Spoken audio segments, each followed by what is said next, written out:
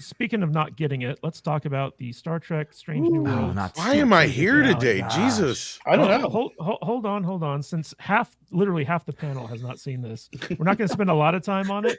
But Brian, since you and Shane, I think they run one made of sure they could ensure that nobody will watch this crap after doing a musical now. I mean, yeah. But Brian, since you and Shane run one of the biggest Star Trek channels on YouTube, what was your guys' thoughts on this one part finale? Like they tried to pull a best of both worlds. Again. Type hit cliffhanger, but like Right. it kind of fell flat. So what's your take on it? Yeah, the wild thing about that is their last finale was so, even by apologists, was hated. So then this finale was such a cheap cop out. Not only did they didn't have the budget, I guess, to actually create a futuristic town, so they said this colony is based on late 20th century, and it's basically Orange County, circa 1995. Yeah. It's the silliest thing. Like it's clearly a budgetary thing there. Then the Gorn come out. The only good thing about that is finally we saw the adult Gorn, and they actually look like acceptable. And then you get to the very end, and you're already pissed off. This entire thing makes no sense. There's so many flaws and so many plot holes that you're already reeling from the displeasure of having to watch this garbage. And then finally, when we're about to see something of value, and they go, "Captain, what do we do?" He doesn't even answer, and it just says "to be continued."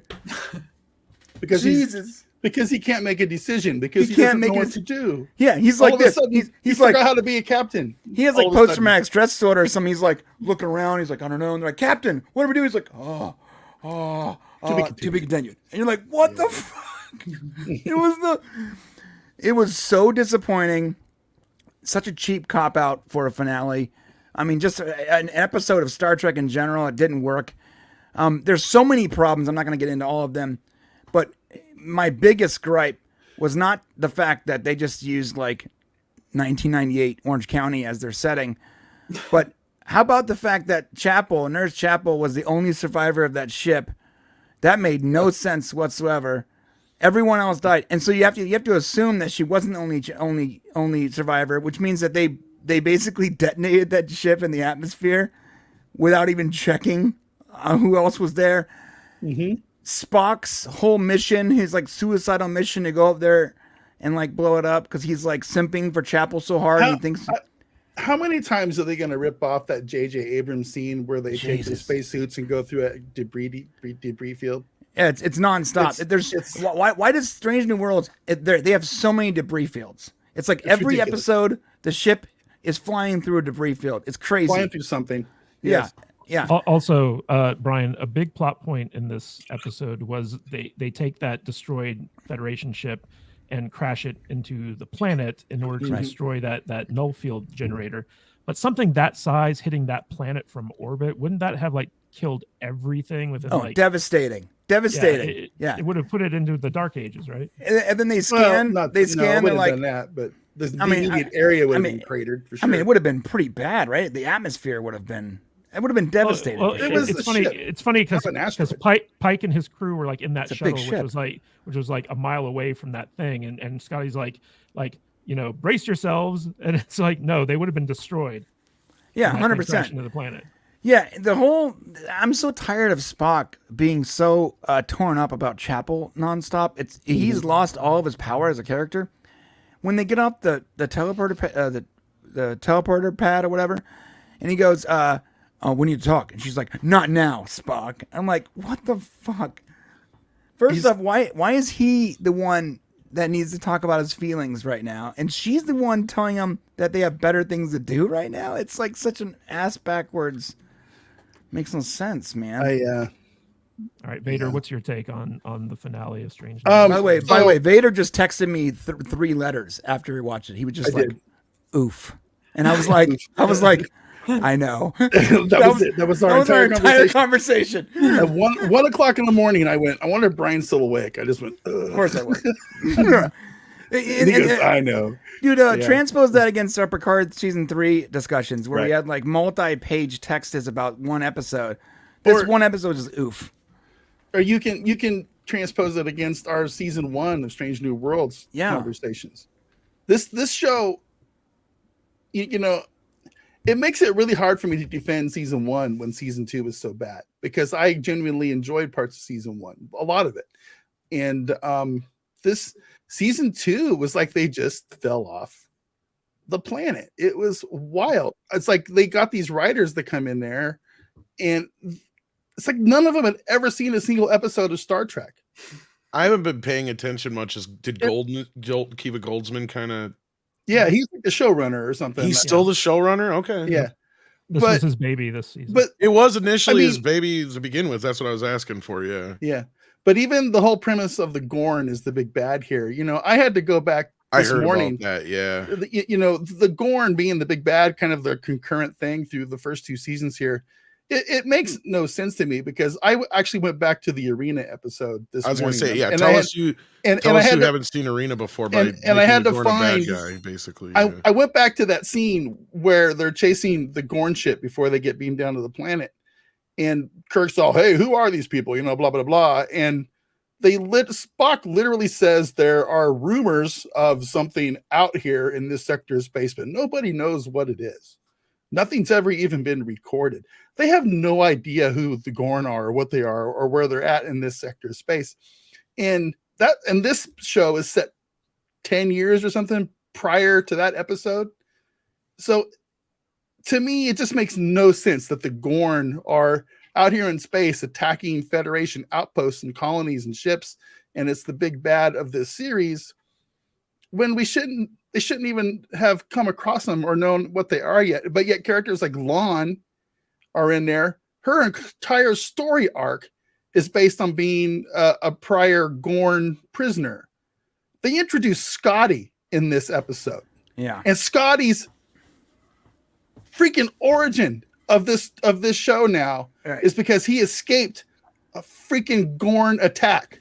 Right. He's the lone survivor of a Gorn attack of the outpost that he was on. Felt like a bullshit, and it feels like a cowardly move How too. the Force works. It was so aggravating. The only person to escape out of all of his crew. And then he's also Carol Kane's student. He's a best student with the worst marks. Shut up, Carol. God, you're the worst. Oh, they got to tear Scotty down too. Yeah. Yep, they teared Scotty down too. Scotty, no, bro. No. Scotty. No. I know. That's exactly how I felt. No. That's exactly how I felt. Time out. No. Scotty's my favorite character of all time. Scotty is the one guy who always has Kirk's back and will not fuck up. That is just the one thing. He's a miracle worker. Always comes through. Exactly. And he did perform a miracle in this one too, but it's just the whole thing of how they're introducing these characters. It's just preposterous. And the only thing I can do to make myself feel any better about it is that Brian stuck that whole, it's an alternate timeline thing in my head, because it is now. It absolutely has to be, because these are not our characters. These are not our ships. These are not our continuity. It's continuity is completely so different. Bizarre. Yeah, there was by the way, there was no Gorn War. There was no Gorn War. This never happened. This never happened in the original timeline. It never happened.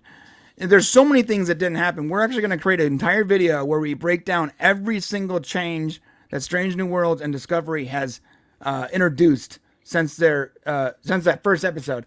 And there are so many that if you actually go back and look at their time shenanigans in episode 3, it's a proven fact canonically that this is an altered timeline. Well, we said that already way back when. Yeah.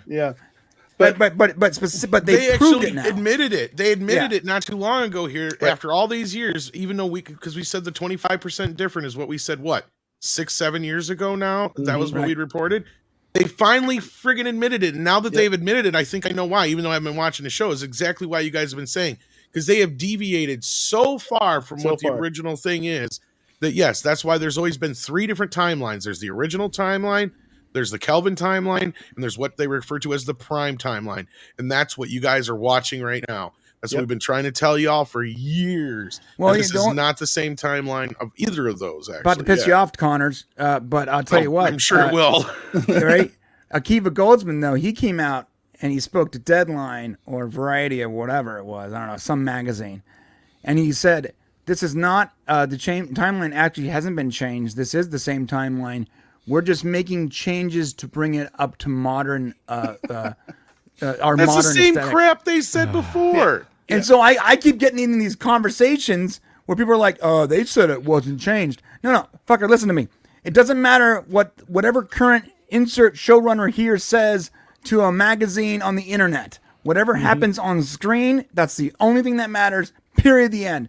So what you can say whatever you want, Akiva and Alex and whoever else, doesn't matter. What we saw on screen puts it clearly into an altered timeline, and they even say in the show, in episode 3, when the bridge explodes in Canada, right? That this is the same in my timeline, which means that not only is the Kirk with you in a different timeline on, but you're also operating in a different timeline because that never happened in the original timeline. The joy of multiverses. Jesus.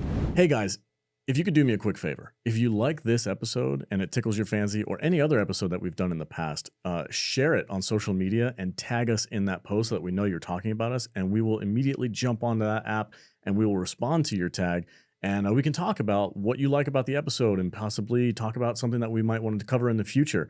And we would love to bring you in our community. We have a wonderful Discord app as well. There's a bunch of people in there that just love chatting with us. And we'd love to hear from you. So if you like this podcast, tag us in that post and we'll get back to you as soon as we can. Thank you guys so much. Back to the podcast. So guys, I gave up on Strange New World season 2 after 2 episodes. Thank God.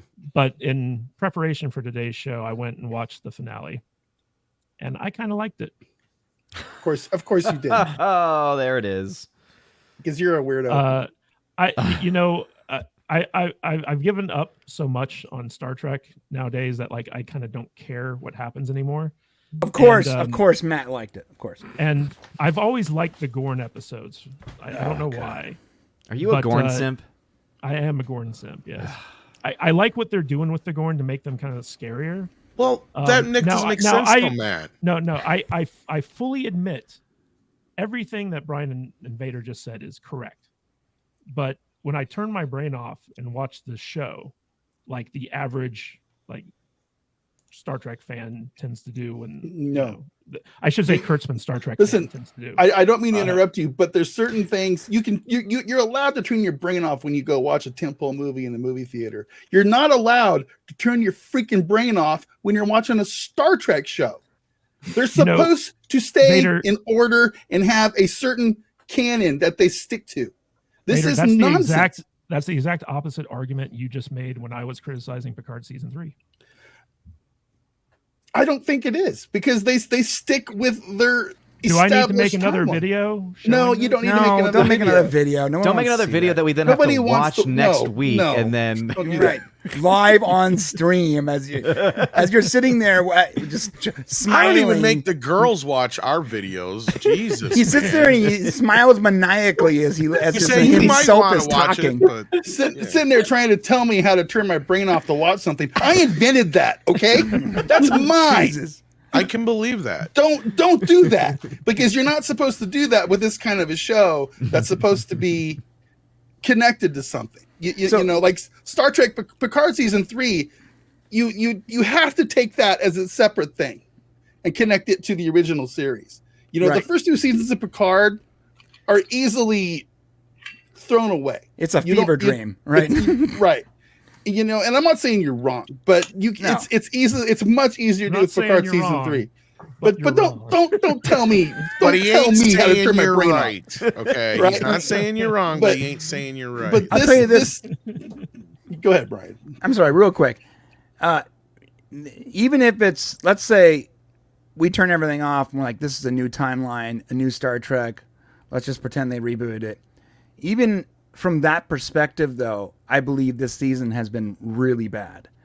So not only let's completely turning it off, saying this is a completely new timeline, so I don't have to worry about canonical issues or anything natural, right? Go, Why is Spock smiling from ear to ear constantly? Why is he simping for Chapel? Well, I can be like, okay, so maybe because he grew up with like a really aggro emotional sister, he has this, some of that gleaned off on him. But from the point of view from a science fiction show, there's so many problems within its own established altered timeline that don't add up. The things that we talked about with Chapel being in that ship all by herself, episode 4 with the rocks that make you forget. There's so many things that just don't add up. It feels like really stupid science fiction, almost like it's not science fiction, almost like it's science. It's said to be science fiction, but it's so dumbed down for the general audience that it's not even good science fiction now. Mm-mm. So even if you accept the altered timeline, you go, all right, fine, it's new Star Trek. I'll just deal. Yep. It's not good science fiction. Within its own writing, it doesn't work. The acting is fine. I feel like the actors are doing fine, but the writing doesn't make any sense. Well, there's things that are so contradictory. Star Trek has gotten so bad, I just don't care anymore. I don't care to pick it apart. I don't care to apply logic to it anymore. I just assume it's going to be bad, and if we get something good, that's the outlier, in my opinion. Man, so I can watch season 2. Like obviously, I've only seen like a fourth of the season, but I can watch season 2 and be like, yeah, this is dumb. I don't care. We've gotten to that point. 10 episode seasons. Also, Nut Bunny for 14 Czar. I don't know what that is. Does Mr. Kadish ever do ASMR? South African Ram. Yeah. Be sure to check out my OnlyFans. ASMR. Mm-hmm. Bulletproof Michelle, since we're talking about things that you don't watch, and you're our special guest, is there Star Trek that you've watched? What is your familiarity with Star Trek? Do you know the only Star Trek I've watched, and you Star Trek fans are going to be so disappointed at this, but was the J.J. Abrams movie. And I only saw the first 2. That's all I've seen. But that makes sense. And that does make sense, though, because that, a lot of people, if you're not in the Trek universe, that would have been the introduction into Trek for a lot of people who had never been in that universe before. So, I mean, me and Brian are sitting here arguing about things that are continuity issues from something that was made 50 years ago. So yeah, I mean, to be fair, and I know everyone's gonna hate me right now, but I didn't mind the first Kelvin movie. Like, I didn't. No, I didn't either. 2009. I thought it was actually sort of clever what they did with the with him like coming back in time. Like, they made it very clear that this was a completely alternate timeline that we were working with. Yeah, and I understood that. I actually thought it was that almost like the only way you can really completely redo the series without fucking over 60 years of content. The first thing they did was explain to us that there's a wormhole that he's going through that started up a new alternate timeline. Well, it doesn't hold up on rewatch, but yeah, you guys are right. At least it's because then you're sitting there going, why didn't Nero just go save his planet? But then, like, right. I mean, there might be flaws in the movie, but like, as far as respecting Star Trek fans, nerds hate it too. But yeah. As far as respecting Star Trek fans, though, like, they're not going to go like, oh, let's try to recreate Star Trek from scratch instead of damaging. You haven't talked to the real nerdy Star Trek fans about that movie, have you, Brian? No, I have, and the thing they is, hate that shit. Even worse than the next gen movies, man. I get what you're saying, but consider this: they are not going. They should have just continued the franchise going forward. They shouldn't have tried to go back. I get that, but if you have to go back and like completely reboot everything, it'd be respectful not to damage the last 60 years of shows that we've watched and just start over with something completely outside that continuity. That way they have the creative freedom to do whatever they want, and we don't have to, be disrespected by doing whatever they want. I actually thought that was a good move. Now, going forward after that, they made a lot of mistakes, but I thought that was a good move. The actors, I think helped too. I think that when, like, especially Anton Yelkin, I thought was just really great in that role. And Matt's going to change the topic on us here in a second, but I wanted to suggest to Michelle that you guys go back and you like watch some Next Generation episodes. What Star Trek do people like all agree that they love? DS9 and Next Generation. The original series. That's what I thought. Like, is it the original series? No, nobody ever agrees and with Voyager and Enterprise. Honestly, the most consistent thing is probably TNG. I'll be TNG is honest the most with you. consistent. I was But gonna say that's the one where most people will say that's their favorite, or it's the one that you have had to the get most. through 2 seasons of really bad. yeah, you gotta get to the You first know, two. I The hear first two that, seasons are bad. But yet, when you I don't ask think you everybody do. their favorite episodes, it's always like Measure of a Man or something from the first 2 seasons. It's like, well, how can you say the first 2 seasons are bad then? Because there's good episodes in Someone those first put up two a poll. seasons. Someone put there's- up a poll. There's good Yeah, but episodes not in only those that, first two the other seasons. thing I but- always ask everybody is, who wants a show to get worse? Right? That's usually the case of what happens. Is every show Sure. gets worse after the Yeah, first 2 but seasons. those so first two seasons, aside from a few standout I get it. episodes, were rough. I don't mind them though. Yeah, Voice of Light. I'm sorry. What's your name again? I'm sorry. Force of Light. Michelle. Michelle. Dr. Michelle. Wow. Michelle, you would Wow. actually probably love Voyager. I'm not just saying that because you're a woman and the captain is a woman. I'm not. You're just on I'm a not- roll, Brian. Keep I'm going. not, no, What's your no. name again? Oh yeah, well you like this. Well, it's not because you're Hold a up. woman, but you know. I introduced It's because you're a introduced woman. my sister to Star Trek, and Voyager is where she got really into it. And there's some stinker episodes, but the majority of that entire series for me is my favorite to rewatch. It's my favorite rewatch series. Is Okay. Voyager. I really might like like the it. one where they turn into the salamanders and have little babies. Yeah, that's called That's- Threshold. That's that's the my best favorite one. episode of Star Trek ever made. You're gonna love it, Michelle. No, but in reality, I'll tell you why. It's easiest for non-Trekkies to digest because they are outside of like the Federation, so you don't. There's less for you to have to learn back history. You can really get into it on its own. It sort of works on its own. Hey guys, if you like this podcast, don't forget to like and subscribe to the channel and comment below on your favorite video as well. That goes a long way with helping us boost our channel and get out there in front of more people. And it lets YouTube know that we're doing something right. And if you want to catch us live, we go live 2 times a week, once on Saturdays at 10 a.m. Pacific time and on Tuesdays at 1:30 p.m. Pacific time. So join us there in the chat. We will see you on the live stream. Stay salty.